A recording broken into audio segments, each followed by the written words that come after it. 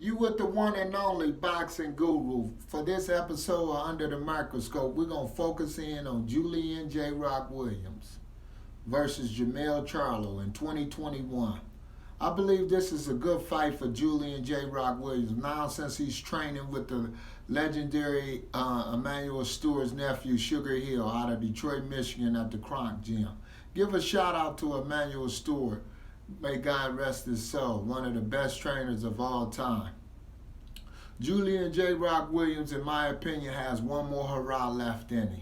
And if I was Julian J. Rock Williams, I would cash out on my rematch clause against Jermell Charlo without a tune-up fight. You heard me correctly, without a tune-up fight.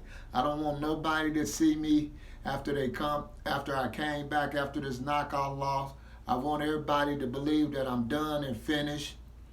But me, I believe this style matchup is perfect for me at this point, especially with Sugar Hill in my corner, because Jermell Charlo always have issues and problems with pure boxers. And I believe Julian J. Rock Williams is a good boxer, so he needs to focus in and get the game plan together like he did against Jared Hurd, when everybody didn't believe that he has that ability to knock him off. Julian J. Rock Williams at this point of his career is either now or never. In my opinion, I believe it's now for Julian J. Rock Williams. He must cash in on this opportunity. He cannot let this opportunity pass, because if he does and take a tune-up fight, who knows what could happen? You know, then if Charlo set up the unification fight with Taco, or whatever his name is, the other one who has the belt left. I think he has the WBA belt, if I'm not mistaken, or the WBO belt.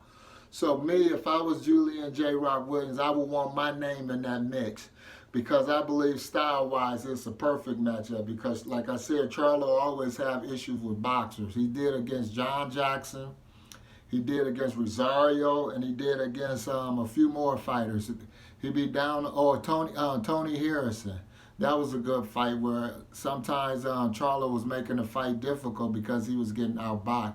So Julian should capitalize on that moment. Plus, I believe when a great fighter studies the art of boxing, he can overcome different things if he dedicate himself and understand the sport and the art of boxing, like Sugar Ray Leonard did after a 2-year stint when he came back and fought Marvelous Hagler. People thought he was insane. People thought he was crazy, because he didn't have no tune-up fight and jumped right back in there with the #1 man in the division at that time, Marvelous Marvin Hagler. And some people debate the fight, said Marvelous Hagler won or Sugar won, but in my opinion, what he accomplished coming off that 2-year layoff, and the fight to the decision, and they gave him the decision. So in my opinion, Julian J. Rock should be feeding off of that. So it can happen in boxing world if you don't believe it. Say it's crazy for him to come back after a knockout loss.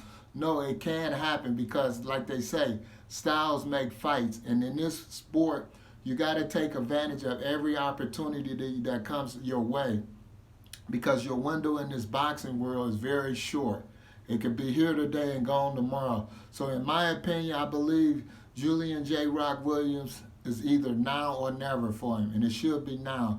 He should take advantage of this moment because he has that rematch clause and ask Charlo. And I believe Charlo would take it because they banking on him being finished like the rest of the world. But only Julian J. Rock Williams knows what's left in him. So it's either now or never for Julian J. Rock Williams versus Jermell Charlo. If I was him, I would take it now. These are the words of the boxing guru for Under the Microscope.